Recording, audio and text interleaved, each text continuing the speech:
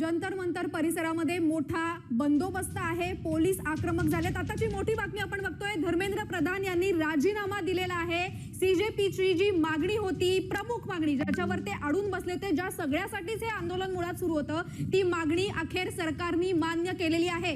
शिक्षण मंत्री धर्मेंद्र प्रधान यांनी राजीनामा दिलेला आहे। आताची मोठी बातमी ही आहे, ज्याच्या सगळ्यासाठी नीट परीक्षेचा गोंधळ असेल, सीबीएसई मधली जो गोंधळ असेल, त्याच्यानंतर ही प्रमुख मागणी होती आणि आता दिल्लीमधून ही बातमी आहे, केंद्रीय शिक्षण मंत्री धर्मेंद्र प्रधान यांनी राजीनामा दिलाय। आपण स्क्रीनवर पाहू शकतो, प्रधान यांनी जे रेजिग्नेशन लेटर आहे, राजीनाम्याचं पत्र आहे ते। अधिक माहिती घेऊया आमचे प्रतिनिधी शिवाजी शिंदे। शिवाजी, ही अत्यंत महत्त्वाची आणि मोठी बातमी आहे, केंद्रीय शिक्षण मंत्री धर्मेंद्र प्रधानांनी राजीनामा दिलाय। नक्कीच धर्मेंद्र प्रधान यांनी एक पत्र लिहिलेलं आहे, त्याच्यामध्ये धर्मेंद्र प्रधान सातत्याने सांगितलेलं आहे की देश की युवा शक्ती में भ्रम कुछ फसाने नहीं देंगे, हा माझा संकल्प आहे आणि त्यामुळे भारतीय युवा शक्ती ही असली ताकद आहे। त्यामुळे मी माझा राजीनामा देतोय। हा सीजेपीच्या आंदोलकांचा मोठा विजय आहे। विद्यार्थ्यांच्या आंदोलनानंतर सरकार नमलंय आणि आज पहिल्यांदा मोदी सरकारमधला हा एका मंत्र्याचा मोठा राजीनामा घेतला गेलाय।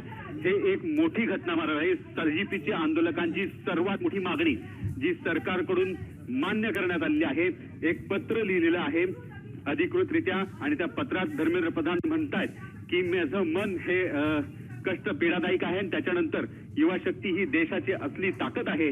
त्यामुळे मी आता माझ्या पदाचा राजीनामा देतोय।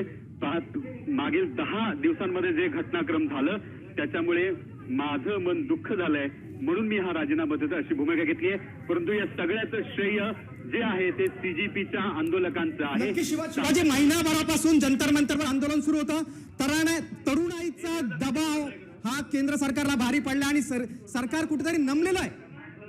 नक्कीच गिरीश, सरकार नमलेलं आहे। सातत्यानं आपण बघत होतो, एकीकडे सीजेपीचं आंदोलन सुरू होतं, दुसरीकडे राहुल गांधी लोकसभेत काँग्रेसने खूप मोठ्या प्रमाणावरती आवाज उठवला होता।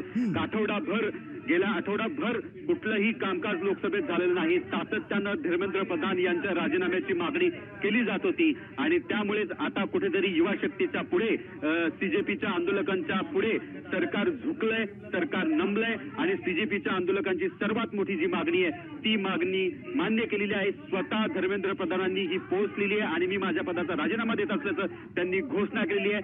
अत्यंत मोठा निर्णय। शिवाजी, गेल्या 12 वर्षात पहिल्यांदाच असा राजीनामा द्यायची वेळ मोदी सरकारमधल्या मंत्र्यांवर आलेली आहे। नक्कीच गिरीश, सर्वात मोठं म्हणजे पहिल्यांदाच अशी घटना घडलेली आहे मोदी सरकारच्या काळामध्ये।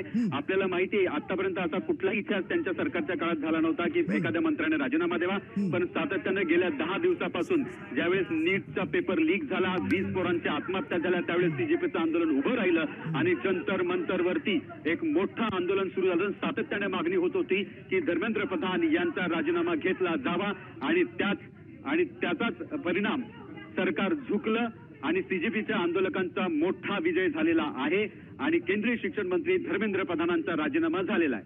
बघा, झुरळ म्हणून ज्यांना हिणवलं गेलं त्यांनीच सरकारला नमवलं असं म्हणू शकतो आपण।